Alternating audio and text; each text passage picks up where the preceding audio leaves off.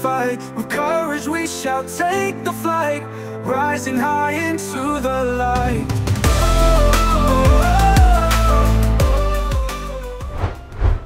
Tinggal beberapa hari lagi laga antara Indonesia melawan Jepang akan dimulai dan kedua tim sudah mengumumkan masing-masing skuadnya.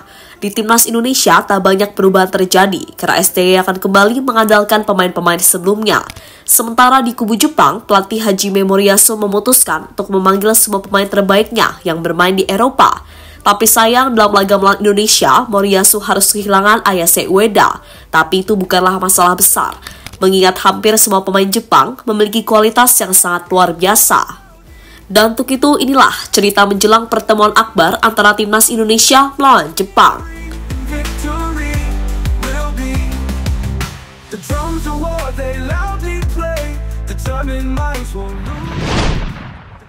Ya, tak seperti biasanya, Sinteyong langsung mengumumkan pemain-pemain yang dipanggil untuk memperkuat timnas Indonesia. Pemain tersebut nantinya akan diandalkan dalam pertandingan melawan Jepang dan Arab Saudi. Dalam daftar yang dipanggil ada sedikit perubahan yang dilakukan. Salah satunya tidak ada nama Asnawi. STY mengungkapkan alasan mengapa tidak memanggil kapten timnas Indonesia tersebut. Alasannya adalah karena pelatih asal Korea itu tak mau mengambil resiko karena Asnawi baru sembuh dari cedera.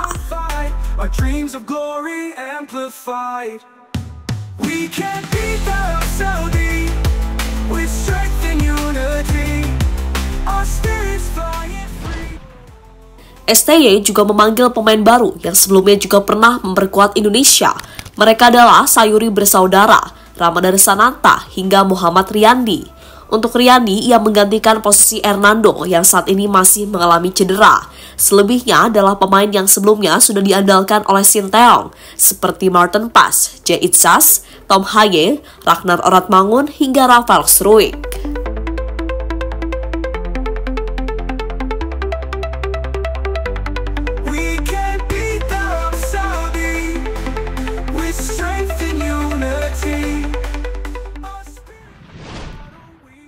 Sementara itu, kemarin Jepang juga sudah mengumumkan skuad yang akan dibawa ke Jakarta. Dari 27 pemain yang dipanggil, hampir seluruhnya adalah pemain yang bermain di Eropa. Mungkin hanya 4 pemain yang bermain di liga domestik. Untuk pemain terkenalnya, Moriyasu memanggil nama-nama seperti Wataru Endo, Kaoromi Toma, Takefusa Kubo, Minamino Ritsudoan, Daichi Kamada, hingga striker yang bersinar bersama Celtic yakni Kyogo Furuhashi. Pemain-pemain inilah yang akan coba dihentikan oleh lini pertahanan Indonesia yang dipimpin oleh Jay Itzas.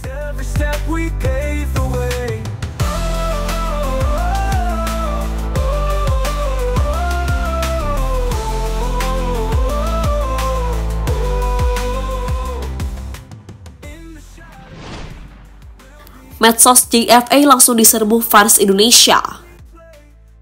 Berhubung pertemuan Indonesia melawan Jepang semakin dekat, rasa was-was pasti dirasakan oleh fans Garuda. Bagaimana tidak? Karena mereka pasti khawatir jika Indonesia bakal menjadi korban selanjutnya dari pasukan Moriyasu. Maka dari itu, kini mulai banyak fans Garuda menyerbu medsos dari JFA atau Federasi Sepak Bola Jepang. Banyak yang meminta kepada Jepang untuk tidak galak-galak kepada Indonesia, tapi ada juga yang memberikan sambutan. Tentu sebuah momen yang membuat admin media sosial JFA kaget karena dirinya tak menyangka mendapatkan serbuan dari fans Indonesia.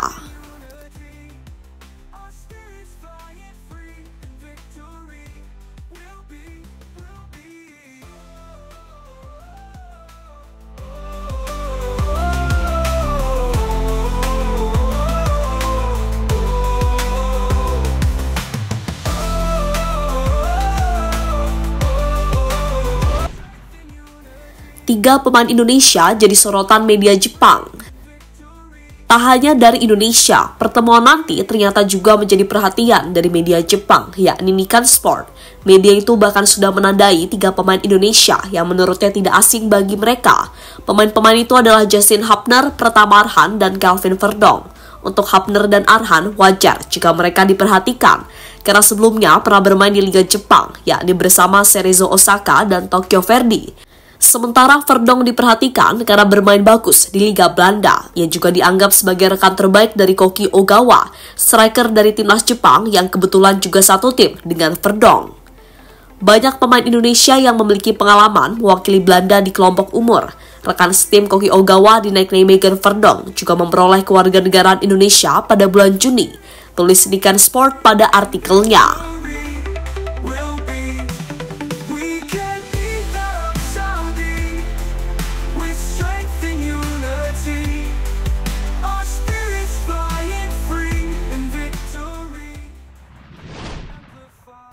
Moriyasu tak mau meremehkan Indonesia.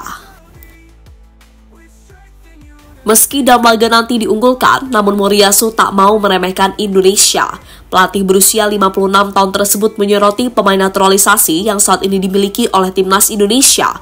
Baginya, pemain naturalisasi Indonesia telah membuat skuad Garuda lebih kuat dari sebelumnya, dan hal inilah yang akan diperhatikan betul oleh Moriyasu. Indonesia mendapatkan kekuatan yang belum pernah dimiliki sebelumnya, diperkuat dengan berbagai cara.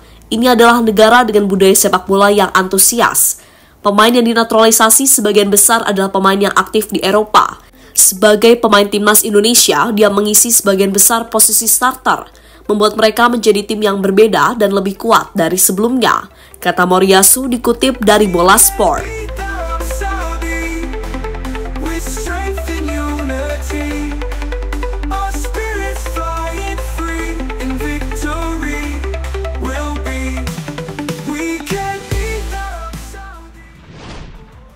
Pertarungan rasa Eropa di GBK. Pertandingan nanti juga dianggap sebagai pertarungan rasa Eropa. Itu terjadi karena sebagian besar pemain dari kedua tim bermain di Eropa. Bahkan ada pemain Indonesia dan Jepang yang bermain di klub yang sama. Pemain yang dimaksud adalah Kelvin Verdong dan Koki Ogawa. Nantinya, kedua pemain itu harus melupakan pertemanan sesaat demi bisa memberikan yang terbaik untuk negaranya. Tentu sebuah pertemuan yang pastinya sangat menarik bagi kedua pemain tersebut.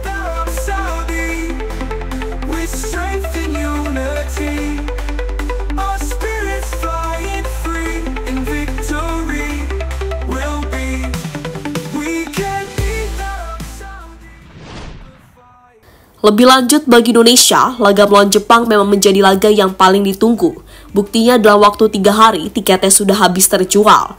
Hal yang membuat stadion GBK akan kembali ramai seperti biasanya. Dan pesan untuk fans Garuda, dalam laga nanti mending gak usah terlalu berekspektasi tinggi. Dan nikmatilah pertandingannya. Lagian lawannya adalah Jepang, tim terkuat di Asia saat ini.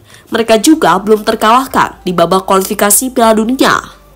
Maka dari itu, mari berdoa saja semoga timnas Indonesia bisa bermain baik dan mampu merepotkan timnas Jepang. Jadi itulah cerita menjelang pertemuan antara Indonesia melawan Jepang di babak kualifikasi Piala Dunia.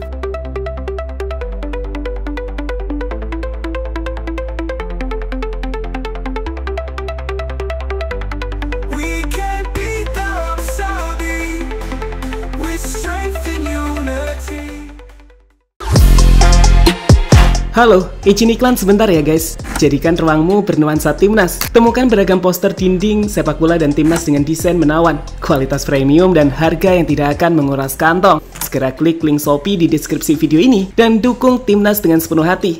Mulai dari dinding rumahmu.